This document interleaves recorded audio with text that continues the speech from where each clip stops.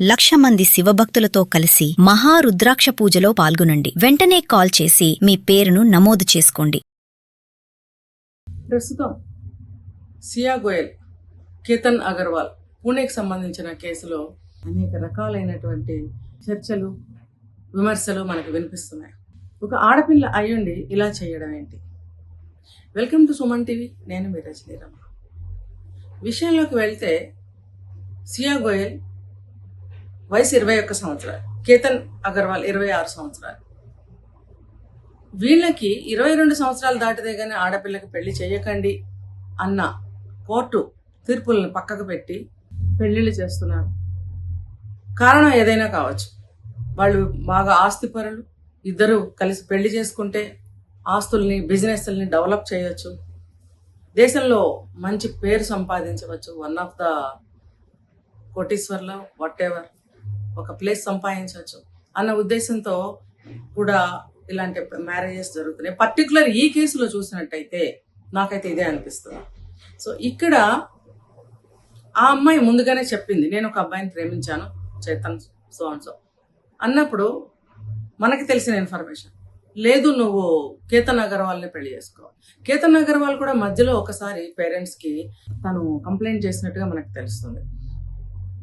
ఈ సియా గోయల్ ఎవరైతే ఉందో తను సరిగ్గా తెలుసుకోండి, ఆమె ఎవరినైనా ఇష్టపడుతుందా, నాకు అలా అనిపిస్తుంది, మీరు తెలుసుకోండి అని అన్నప్పుడు లేదు అంటే మనకి ఇక్కడ పిల్లలు అలాగే మాట్లాడతారు, వాళ్ళ మొహం వాళ్ళకేం తెలుసు అని సమర్థించేయడం అనేది జరుగుతుంది.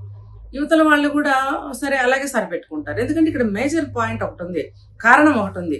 ఆస్తులు రెండు కలుపుకుంటే అఫ్కోర్స్ అమ్మాయి ఆస్తి అబ్బాయికి వస్తుందా అంటే రాకపోవచ్చు, కానీ వేరే వేరే రూపంలో ఎన్నో ఆస్తులు కూడా వీళ్ళకి రాసి ఇస్తారు. అమ్మాయికి పెళ్లి చేసి వెళ్ళేటప్పుడు ఆ రకంగా అమ్మాయికి వాటా కూడా ఏమన్నా వస్తుందా అనేది ఉంటుంది. సో ఇంకొకటి, ఒక బ్రాండ్ ఉన్న వాళ్ళని మ్యారేజ్ చేసుకుంటే బాగుంటుంది అన్న కారణం ఒకటి. కాబట్టి హైఫైస్ ఇద్దరు కూడా పెళ్లి చేయాలని నిర్ణయించుకుని వాళ్ళకి పెళ్లి నిర్ణయించడం, డేట్ ఫిక్స్ చేయడం, నవంబర్లో పెళ్లి అని చెప్పారు. అయితే ఇక్కడ ఏమవుతుందంటే ఆడపిల్లలు చెప్తే ఏం చేస్తారో, తంతారో, కొడతారో, చంపుతారో, హౌస్ అరెస్ట్ చేస్తారో, మళ్ళీ తర్వాత అతన్ని కలుసుకోనికండే చేస్తారు. ఈ ఆలోచనలతోటి ఇంకొకటి ఏంటంటే ఈ అబ్బాయికి నత్తి ఉంది, కొద్దిగా విగ్గు పెట్టుకుంటాడు, అంటే మహామన్మధుళ్లాగా అందంగా కనపడాలి. ఇప్పుడు అట్రాక్షనే కదండి లవ్ కంటే ముందు ఎక్కువగా మనకు కనిపిస్తుంది. ఆ అట్రాక్షన్ కోసం వీళ్ళు ఫిదా అయిపోతున్నారు. మరి ఈ ఎవరైతే చేతన్ అనేవాడు ఉన్నాడో అందంగా ఉన్నాడు అంటే అది మనం చెప్పవలసిన విషయం కాదు. ఆ అమ్మాయి దృష్టితో చూసింది, ఆ అమ్మాయికి అబ్బాయి బాగానే చేశాడు. ఇప్పుడు ఇతన్ని ఈ అబ్బాయితో ఎంగేజ్మెంట్కి ముందే చేతన్తో ఫస్ట్ నైట్ జరిగింది అని చెప్పి కూడా ఒక మాట చెప్తున్నారు. కాబట్టి ఇవన్నీ ఇలా చేసేస్తే ఆ పెళ్లి క్యాన్సిల్ అయిపోతుందన్న ఉద్దేశం కావచ్చు. ఏది ఏమైనా సరే నేను కోరుకున్న వాడితో జీవితం గడపాలి, మేమిద్దరం చాలా అందంగా ఉంటాము, భవిష్యత్ ప్రణాళికలు ఎన్నో వేసేసుకుంటారు. ఇవన్నిటికీ పెద్దవాళ్ళ పరువు ప్రతిష్టలు కానీ, ఆ చేసుకోబోయే అబ్బాయి మానసిక స్థితి కానీ, ఆ అబ్బాయి స్టేటస్ కానీ, ఆ అబ్బాయి యొక్క మనసు, ఆ అబ్బాయి యొక్క ప్రేమ, ఆ అబ్బాయి యొక్క మంచితనం, అతనికి ఉండే సెల్ఫ్ రెస్పెక్ట్, ఇవన్నీ కూడా ఇవి గుర్తు రావు. తనకి ఏది నచ్చిందో దాన్ని చేయకపోతే దేనికైనా తెగిస్తారు, ఏమైనా చేస్తారు, అడ్డం తీసేయాలి. ఆ ఉన్మాదం అనేది ఆ రకంగా ప్రవర్తింపచేస్తుంది. కాబట్టి మనం ఇక్కడ ఒక ఆడపిల్ల అయ్యుండి ఇలా చేస్తుందా అనటానికి ఇది మనసు. ఆడపిల్ల మగపిల్లాడని కాదు, అంటే నేను సపోర్ట్ చేయడం కాదు. ఇక్కడ ఆడపిల్ల ఇలాంటి పనులు చేయవచ్చా అని అన్నప్పుడు నేను చాలా వీడియోస్లో ఇదే కారణం చెప్పాను. ఆడ మగ ఇక్కడ తేడా కాదు. అమ్మాయినా అబ్బాయినా ఒక చెడు చేసే ముందు కానీ, ఏదైనా ఒక డెసిషన్ తీసుకునే ముందు, గుడ్ ఆర్ బ్యాడ్ ఏదైనా సరే, వాళ్ళు తీసుకునే నిర్ణయాలు ఆవేశపూరితంగా ఉన్నట్టయితే కనుక ఇలాంటివి జరుగుతాయి. పూణేకి చెందిన కేతన్ అగర్వాల్, సియా గోయల్ వీళ్ళిద్దరూ కూడా బాలి ట్రిప్కి బయలుదేరి మధ్యలో ప్రయాణం ఆగిపోయింది. రీజన్ చూస్తే కేతన్ అగర్వాల్ యొక్క పాస్పోర్ట్ దాచేసి ఆమె ప్రయాణం క్యాన్సిల్ చేయించినట్టుగా తెలిసింది. ఈ సంఘటన మీద మనం మరింత వివరంగా, క్యాబ్ డ్రైవర్ ఎవరైతే ఉన్నాడో అతను చెప్పిన వివరాలు, ఇన్ఫర్మేషన్ ఏదైతే ఉందో, కేతన్ అగర్వాల్ యొక్క పాస్పోర్ట్ ని దాచేసే విషయం, సియా గోయల్ తన తమ్ముడో అన్నయ్యో సియాల్ అతనితో పాటు ముంబైలో ఎయిర్పోర్ట్కి బయలుదేరింది ఒక క్యాబ్లో. బయలుదేరినప్పుడు దారి మధ్యలో వాళ్ళిద్దరు విపరీతమైన ఆర్గ్యుమెంట్ చేసుకోవటము, తర్వాత మధ్యదారిలో కేతన్ అగర్వాల్ని తను పికప్ చేసుకోవడం, అదే క్యాబ్లో ముగ్గురు వెళ్ళడం, దారి మధ్యలో టీ తాగాలని చెప్పి డ్రైవర్కి కార్ ఆపమని చెప్పారు. సో మధ్యలో ఆగి టీ తాగారు. టీ తాగిన తర్వాత వీళ్ళు వెనక ఉన్నటువంటి డిక్కీలో ఏదైతే ఒక బ్యాగ్ ఉందో లేదా సంథింగ్ ఏదైనా కావచ్చు, అందులో నుంచి ఏదో ఒక వస్తువు వీళ్ళు తీసుకున్నారని, తిరిగి వచ్చి కారులో కూర్చున్నారని, తిరిగి వీళ్ళు ఎయిర్పోర్ట్ చేరుకున్న తర్వాత కారు డబ్బులు పే చేశారు, వాళ్ళు వెళ్ళిపోయారు. తర్వాత కేతన్ అగర్వాల్ మళ్ళీ ఇతను క్యాబ్ డ్రైవర్కి ఫోన్ చేసి నా పాస్పోర్ట్ ఇట్లా మిస్ అయింది, నీ కారులో చూడు అని అంటే, చూశాను సార్ మొత్తం లేదు అని వెతికి చెప్పిన తర్వాత లేదు అని చెప్పి వీడియో కాల్ చేసి మరి అతను వెతకడం జరిగింది, అది లేదు.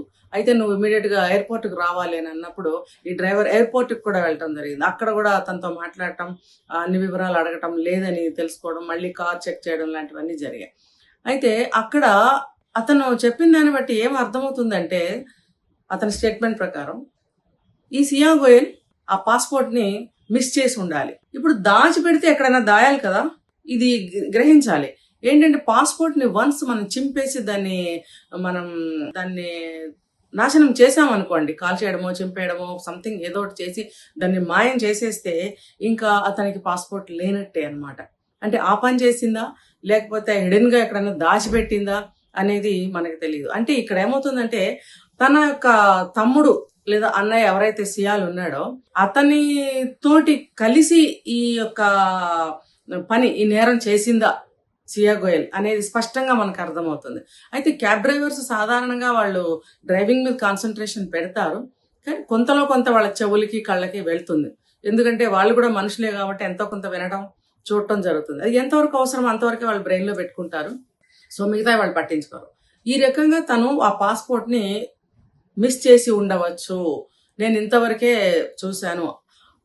నిజానికి ఆవిడ పాస్పోర్ట్ మిస్ చేసి ఉండవచ్చు అని అతను అనలేదు, కానీ అతని యొక్క మాటల ద్వారా ఇన్వెస్టిగేషన్లో వీళ్ళకి అర్థమవుతుంది పోలీసు వాళ్ళకి. కాబట్టి ఇది ఇంటెన్షన్తోనే ఈ సియా గోయల్ అది మిస్ చేసింది. తమ్ముడు తను ఆర్గ్యుమెంట్ చేసుకున్నారు, ఎందుకు అతను వద్దన్నాడా లేకపోతే అతనే పాస్పోర్ట్ మిస్ చేయాలంటే ఈవిడే వద్దందా, మొత్తానికి వాళ్ళిద్దరి మధ్యన ఎస్ఆర్ నో మధ్యన ఒక ఆర్గ్యుమెంట్ జరిగింది అనేది స్పష్టంగా మనకు తెలుస్తుంది. కాబట్టి ఇది కీలకమైనటువంటి ఒక సాక్ష్యంగా మారబోతోంది. మరిన్ని వివరాల కోసం ఆ క్యాబ్ డ్రైవర్ ఎవరైతే ఉన్నారో అతన్ని మరింత లోతుగా ఇన్వెస్టిగేషన్ చేసే అవకాశం ఉంది. ఎందుకంటే పిన్ టు పిన్ జ్ఞాపకం చేసుకుని చెప్పు అని అడిగే అవకాశాలు ఉన్నాయి. తర్వాత అసలు మెయిన్ క్యాండిడేట్ కేతన్ అగర్వాల్ లేకపోయాడు, కానీ ఎన్నో నిజాలు బయట పెట్టారు. సియా గోయల్ అండ్ బాయ్ ఫ్రెండ్ ఎవరైతే ఉన్నారో వీళ్ళిద్దరూ ఎన్నో విషయాలు బయట పెట్టారు. ఈ విషయం కూడా మరింత లోతుగా వాళ్ళ నుంచి రాబట్టే అవకాశాలు ఉన్నాయి. దీని మీద ప్రస్తుతం ఇంట్రాగేషన్ ఆర్ ఇన్వెస్టిగేషన్ ఎంక్వైరీ నడుస్తుంది. చూద్దాం, ఒక మంచి సాక్ష్యం దొరకాలి, ఈ సియా గోయల్కి కఠినమైన శిక్ష పడాలని మనందరం ఆశిద్దాం. మళ్ళీ మాట్లాడుకుంటే సియా గోయల్ కేతన్ అగర్వాల్ కేసులో అబ్బాయిని చంపేయడం, పెళ్లి కుదిరిన తర్వాత, ఎంగేజ్మెంట్ అయిన తర్వాత ఎందుకు నేటి సమాజంలో ఇటువంటి పరిస్థితి ఎదురవుతోంది అనంటే, తన కోరికలకి ఎవడడ్డొచ్చినా సరే ఎవడైతే ఏంటి అనే మనస్తత్వంగా తయారైంది నేటి యువతే కాదు, పెద్దవాళ్ళల్లో కూడా జరుగుతుంది. పర్టికులర్గా యువత గురించి ఆలోచిస్తే ఇదే కారణం. దీనికి విపరీతమైన స్వేచ్ఛ, ఆర్థిక స్వతంత్రము, నిర్ణయాలు తీసుకునే స్వతంత్రము, పెద్దవాళ్ళ పరువు మర్యాదలు దృష్టిలో పెట్టుకోకపోవడము. పెద్దవాళ్ళకే కదండి, వాళ్ళ అమ్మాయిగా తనకు కూడా ఒక పరువు ప్రతిష్ట అనేది ఉంటుంది, తనగా ఒక గౌరవం అనేది ఉంటుంది. ఫలానా వాళ్ళ అమ్మాయి అని చెప్పి ఎంతమంది రెస్పెక్ట్ చేస్తారు. ఇవన్నీ పక్కకు తోసేసి తనకి దొరకలేదని చెప్పి కేతన్ అగర్వాల్ని చంపేసి చేతన్ని పెళ్లి చేసుకుని ఎగిరిపోదామని చూసింది. అయితే ఇక్కడ తెలియాల్సిన విషయం ఏంటనంటే, తర్వాత కూడా అతన్ని పొందలేకపోయింది. తర్వాత గురించిన ఆలోచన ఉండదు వీళ్ళకి. ఒకటే ఆలోచన, నాకు దక్కాలి దక్కాలి దక్కాలి దక్కాలంటే దక్కించుకోవాలి. దానికి తగ్గటువంటి సోర్సెస్ తన దగ్గర ఉన్నాయి. ఏంటి? తను డెసిషన్ తీసుకోవడం, తర్వాత మనీ, తర్వాత స్వేచ్ఛ. దేనికి ఎవరో అడ్డుకునే పరిస్థితి లేదు. నెంబర్ 4 చెప్పుకోవాలంటే, ఎంత ఉన్నవాళ్ళైనా లేని వాళ్ళైనా ఇద్దరు పిల్లలనే కంటున్నారు. ఇద్దరు పిల్లల్ని కన్నప్పుడు ఒక ఆడ ఒక మగ, లేకపోతే ఇద్దరు అమ్మాయిలు ఇద్దరిని కూడా సమానమైనటువంటి గారాబంతో ప్రేమతోటి ఎంతో ఇదిగా పెంచుతారు. అపురూపంగా పెంచినప్పుడు పిల్లల్లో ఇలాంటి స్వభావం తయారవుతుంది. వీళ్ళకి డెసిషన్ తీసుకునే వయసు 21-22 వచ్చినా రావట్లేదని చెప్పుకోవాలి. డెసిషన్ తీసుకోవాలి అని అంటే దానికి ఎంతో స్ట్రాంగ్ మైండ్ కావాలి, ఎంతో ఆలోచన అనాలిసిస్ కావాలి. ఇవన్నీ లేకుండా నిర్ణయాలు తీసుకోవటం వల్ల సమాజంలో నేడు ఇలాంటి పరిస్థితి ఏర్పడుతుంది. ఇప్పుడు నేటి సమాజంలో ఎలా మారిపోయారంటే వ్యక్తులు స్వార్థం, తను ఆనందంగా ఉండటానికి ఏమైనా చేస్తారు, దానికోసం ఏమైనా చేస్తారు, ఎవరినైనా అడ్డం తీసేస్తారు. ఇలా తయారైంది యువత. ఎన్నో సంవత్సరాలుగా తాతలు తండ్రులు సంపాదించినటువంటి పరువు ప్రతిష్టని ఇంకా శ్రమపడి ఇంకా ముందుకు తీసుకెళ్లిన తల్లిదండ్రుల యొక్క గౌరవ మర్యాదలు, 3 తరాల గౌరవ మర్యాదలు, వాళ్ళ పరువు ప్రతిష్టలు వీళ్ళకి ఇంతగా కనిపిస్తాయి అన్నమాట. క్షణికంగా గడ్డిపోచలాగా కనిపిస్తాయి. ఎందుకంటే వీళ్ళు సంపాదించలేదు కదా. ఆస్తులైనా సరే, పరువు ప్రతిష్టలైనా సరే వీళ్ళు సంపాదించినవి కాదు, ఆ విలువలతో పెరగలేదు. వీళ్ళ తల్లిదండ్రులు, వాళ్ళ తల్లిదండ్రులవి, తాతలవి వాటిని ఇంకా వృద్ధి చేసి ఆస్తులనైనా పరువు ప్రతిష్టలనైనా గౌరవ మర్యాదలు, పరువు ప్రతిష్టలతో పాటు గౌరవ మర్యాదలు కూడా, గౌరవ మర్యాదలతో పాటు పరువు ప్రతిష్టను కూడా సంపాదించడం అనేది ఎంత కష్టతరమో వీళ్ళకి అస్సలు అర్థం కాదు. ఎందుకంటే దాని గురించి వాళ్ళకి తెలీదు. మాకు అవసరం ఏముంది, ఎక్కడుంది పరువు, చూస్తున్నాం మనం, ఎక్కడుంది పరువు అంటే ఏంటని మాట్లాడుతున్నారు.